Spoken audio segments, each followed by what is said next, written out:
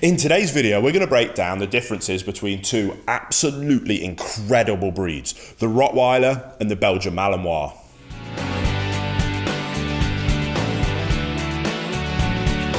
Welcome back to the Fenrir Rottie Show. If this is your first time here, my name's Will, I'm a canine behaviourist and I'm the founder and CEO here at FenrirCanineLeaders.com. And this channel is dedicated to helping you learn everything that you could possibly ever want to know about the incredible Rottweiler, then how to become a high-level canine leader that can raise perfect Rottweiler companions. So if you love the Rottweiler as much as we do here at Fenrir, don't forget to start your journey hitting that subscribe button, turn on the notification bell so that you never miss a future Rottweiler video.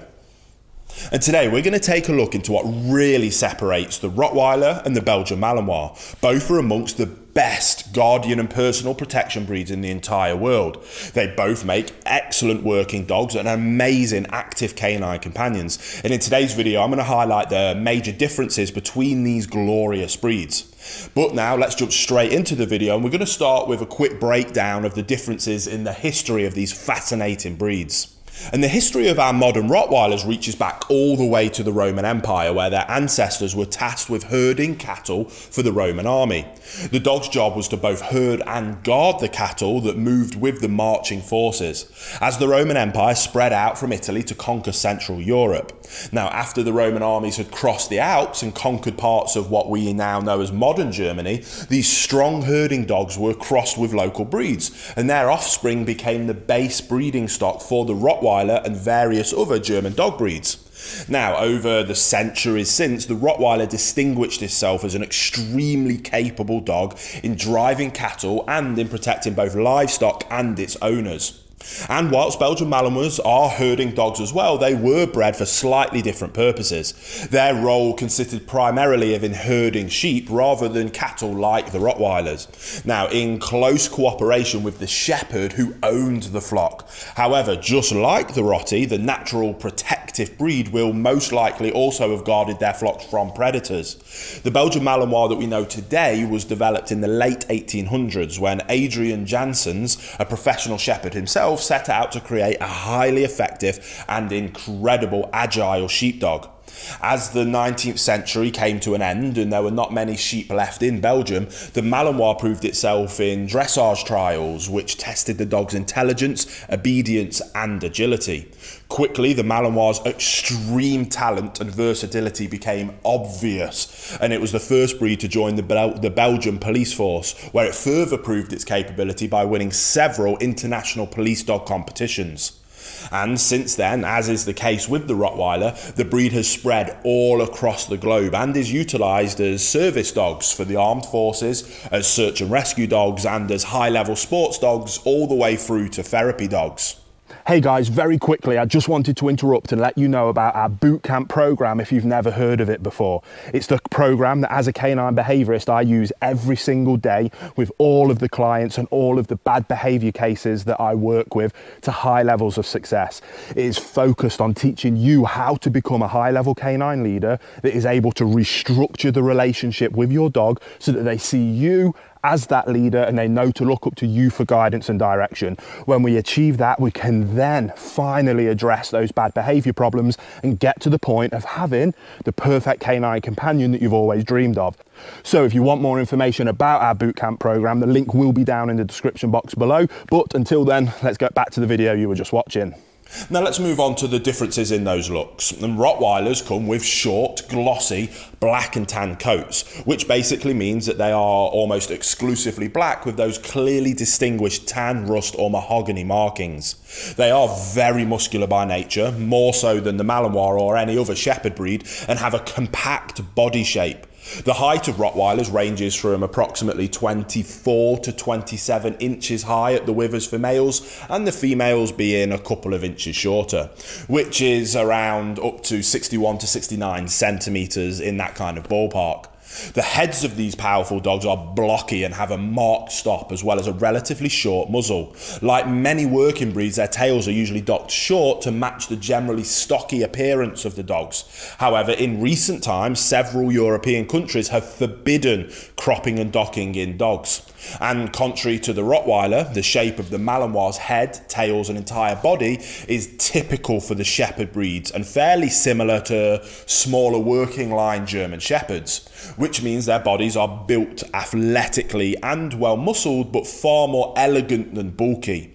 Their expression should be proud and alert at all times, according to the breed standards. Their ears are erect and their tails slightly bushy and of medium length. And unlike the Rottweiler, with their exclusively black and tan coats, Belgian Malinois come in the colours of tan, mahogany, black tip to fawn. Now, Malinois are a medium to large breed of very square build. In size, the ideal for males is around 61 to 66 centimetres, which is around 24 to 26 inches. And again, females usually being a little bit shorter.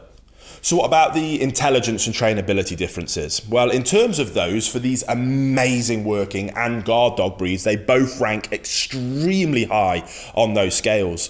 Both the Rottie and the Belgian Malinois are incredibly intelligent, versatile and trainable. These characteristics make them an absolute joy to work with. However, there are subtle differences when it comes to their trainability, with the Malinois ranking far higher in this regard, while the Rottie sometimes has a mind of its own. Also, whilst Malinois, especially intact males, can test boundaries by means of growling and even trying to bite the handler, such behaviour is fairly rare.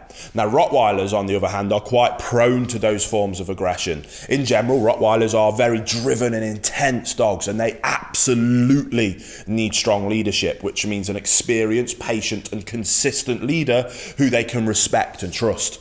Under the guidance of such a person, Rottweilers will thrive and unfold that immense potential as incredible working dogs, but it is absolutely dependent on the skill set of a high-level canine leader in that dog's life.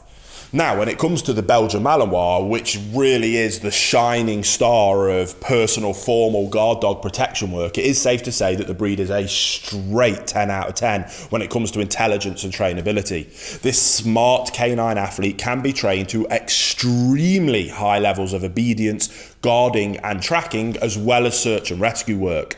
These dogs are top performers and absolutely amazing to work with. They are immensely eager to perform and to please their owners, and Malinois are not stubborn and absolutely will give their very best in every training session. This high trainability, coupled with their immense intelligence, makes them learn extremely quickly. As service dogs and sports dogs, they have even overtaken the German Shepherd in the last few decades, and they do surpass the Rottweiler in terms of intelligence, trainability and agility combined to make that wonderful working dog. In their original role as sheep herders, they are keen, quick and efficient as the Border Collie, and in search and rescue fields, they work faster and more efficiently than the Rottweiler. So then what about the main temperament differences? Well, both Rottweilers and Belgian Malinois are primarily working dogs and not house pets. These breeds require a lot of socialisation from an early age to become reliable house and family dogs, especially Rottweilers, who are known to get very aggressive towards people and other dogs if they are not raised without tons of socialisation with superb leadership, giving excellent manners and obedience within the dog. Now, however, in the hands of those kind of expert canine leaders, Rottweilers can be devoted dogs and become best friends and trusted protectors, even for any of the children living within that household, as they are superb guard dogs by nature and come with an extremely high intimidation factor. They will prevent most house intrusions or attacks to their owner's person just by that fearsome appearance alone. As well, Rottweilers have that deep booming bark and plenty of bite force to make them very capable defenders should those worst case scenarios occur. Now, Malinois are no less loyal and protective of their owners and can also make quite good family dogs, provided they are trained to live and behave in a home environment from an early age. Although not as overtly affectionate or attached to their owners as most members of the Mastiff family, for example, they are most happy when they're around their family. That said, Malinois are much higher in prey drive and energy levels than the Rottweiler, which can lead to serious chewing and destructive behaviours in the home. And you must be able to channel that, otherwise they will become an absolute destructive whirlwind in your home. Now, these beautiful Belgian Shepherds are naturally joyful, enthusiastic and friendly. Usually they get along wonderfully with people and other dogs, especially when they're provided that they were socialised properly.